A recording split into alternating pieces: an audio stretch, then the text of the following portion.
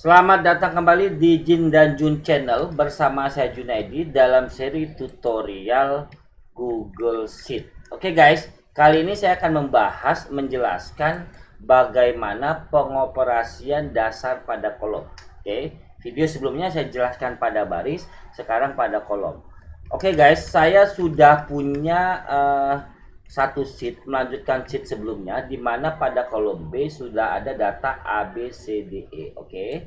Kemudian ini juga ya udah saya buat A B C D E ya biar enak.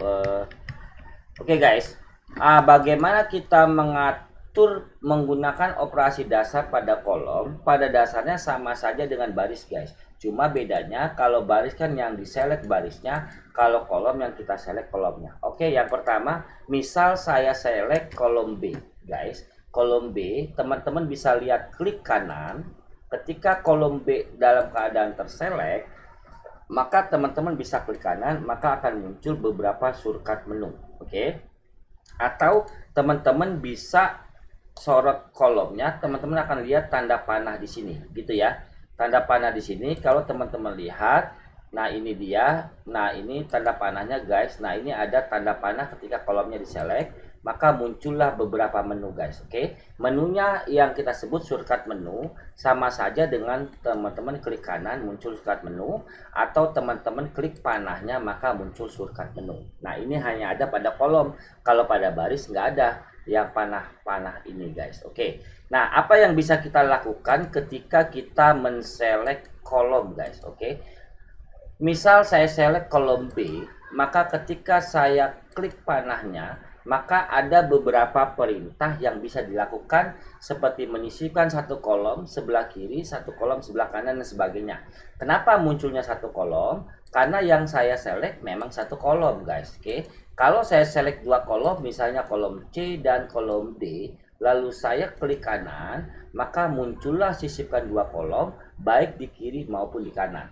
Kalau teman-teman pilih sisipkan dua kolom di kiri, maka bertambahlah dua kolom sebelum kolom C. Kita coba lihat guys ya. Saya tambah dua kolom, maka bertambahlah sebelum kolom. Tadi kan awalnya kolom C guys ya. Karena saya sudah tambahkan dua kolom, maka sebelum kolom C tadi bertambahlah kolom C dan D, maka kolom awalnya menjadi kolom E. Gitu ya. Saya kontrol ulang. Kalau saya klik kanan, ini adalah saya pilih adalah sisipkan dua kolom di kanan, maka kolom barunya akan bertambah setelah kolom D guys.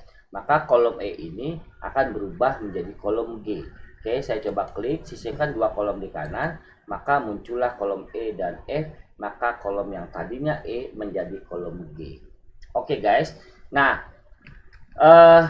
kenapa dua kolom? Ya, kalau teman-teman selectnya satu kolom, maka munculkan sisip satu kolom. Kalau teman-teman selectnya tiga kolom, oke, tiga kolom nih, tiga kolom, maka muncullah sisipkan tiga kolom, guys, baik di kiri maupun di kanan. Oke, sejumlah kolom tersebut, maka teman-teman pun bisa katakan hapus kolom C dan E. Kenapa? Karena yang diblok kolom C sampai E.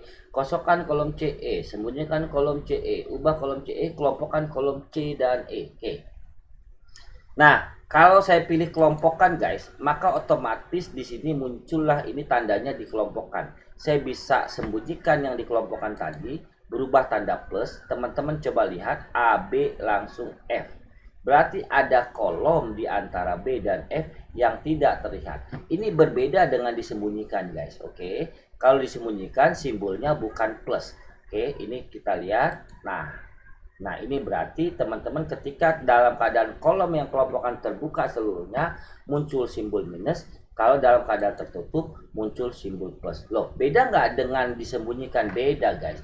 Kalau misalnya kolom H dan kolom ini saya sembunyikan, saya pilihnya sembunyikan guys, maka simbol yang muncul bukan tanda plus atau tanda minus, tetapi tanda panah kiri panah kanan. Ini artinya ada kolom yang disembunyikan antara G dan J. Muncul simbol ini kolom disembunyikan antara G dan J. Oke guys, coba lihat. Nah ini. Oke, kalau kolomnya dikelompokkan simbolnya plus, kalau disembunyikan simbolnya seperti ini. Oke guys. Nah, itu pengoperasian bagaimana penggunaan kolom tadi pengelompokan. Kalau saya ingin menghapus pengelompokan ini, pada simbol pengelompokan ini saya klik kanan guys, saya klik kanan, lalu ada hapus grup. Oke, hapus grup, maka muncullah hapus grupnya. Oke, kalau yang disembunyikan, teman-teman tinggal klik aja panah kiri panah kanannya, maka hilanglah penyembunyiannya. Oke guys. Nah, penjelasan saya kedua, sebenarnya ini sama saja operasinya dengan baris, cuma ini berlaku untuk kolom. Kalau saya select guys, satu sel di kolom C, gitu ya.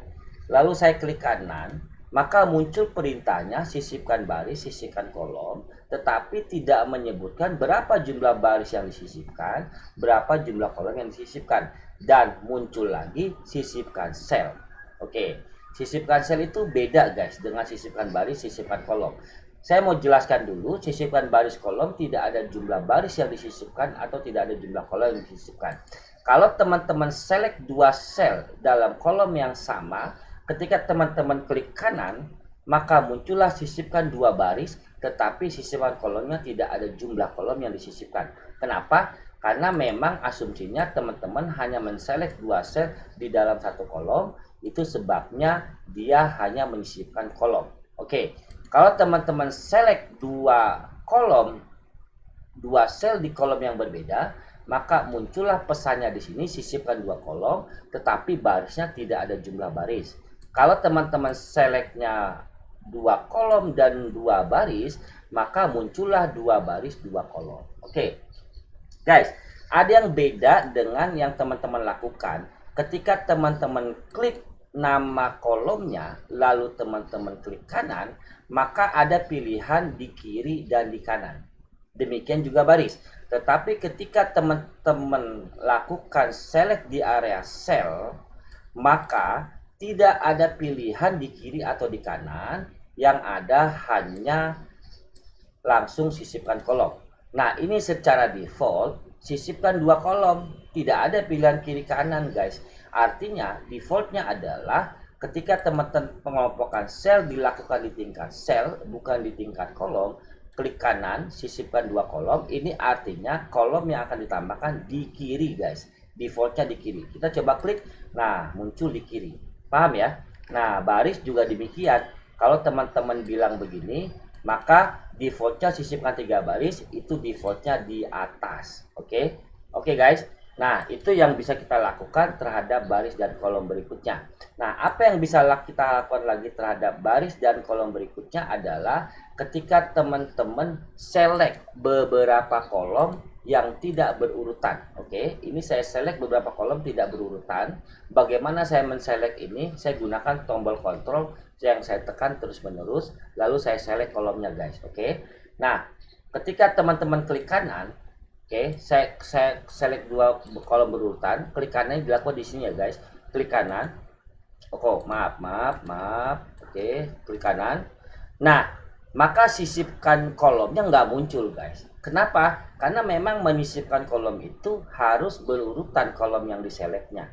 Yang muncul adalah hapus kolom yang dipilih, atau sembunyikan kolom yang dipilih, atau tetapkan rentang dan sebagainya. Oke, maka kelompokan kolom pun tidak ada. Nah, ini artinya ketika teman-teman select beberapa kolom yang tidak berurutan, lalu teman-teman melakukan perintah hapus, maka kolom-kolom yang diselect akan dihapus. Kolom-kolom yang diselect akan disembunyikan. Kolom-kolom yang diselect akan dirubah ukurannya. Oke, pada saat materi penjelasan baris, merubah ukuran baris saya belum jelaskan, tetapi saya jelaskan di sini merubah ukuran kolom. Nah, teman-teman tinggal tulis saja. Kalau teman-teman paskan sesuai data, maka lebar kolom masing-masing akan sesuai dengan data terpanjang pada kolom tersebut. Oke, jadi misalnya ada kolom yang isinya 15 huruf, ada yang 25 huruf, dan setiap kolom akan disesuaikan sesuai dengan panjang data terpanjang pada kolom tersebut. Oke, nah atau teman-teman bisa menyebutkan langsung berapa ukuran kolomnya, teman-teman masukkan saja angkanya. Teman-teman silakan coba, teman-teman akan tahu pengaruhnya. Oke guys, nah kemudian teman-teman kalau bisa bilang lagi kolom di sini, bahwa kolom C dan E di sini Waktu materi penjelasan baris saya juga belum jelaskan, tetapi saya jelaskan pada penjelasan kolom. Teman-teman bisa memindahkan kolom ini. Teman-teman klik kolomnya, lalu teman-teman sorot kolom area title kolomnya, berubah simbol tanda tangan, lambang tangan, teman-teman geser. Teman tarik drag ke kanan, maka kolom isi dari kolom C ini berubah menjadi kolom E. Nama kolomnya tetap guys, A, B, C, D, E. Cuma isinya berubah. Misal D ini saya rubah lagi, saya geser. Nah ini saya geser ya guys, berubah tanda tangan, saya geser. Nah itu. Nah terhadap baris pun bisa teman-teman lakukan, teman-teman geser, teman-teman bisa letakkan di bawah. Oke guys, itu pengoperasian langsung pada kolom, termasuk pada baris juga saya jelaskan sedikit. Terima kasih teman-teman, materi ini sangat penting buat teman-teman dalam menguasai Google Sheet. Semoga video ini bermanfaat. Jangan lupa tonton video-video selanjutnya. Dan untuk pengembangan ke depan, tolong subscribe, like, and share. Jin dan Jun Channel mohon pamit.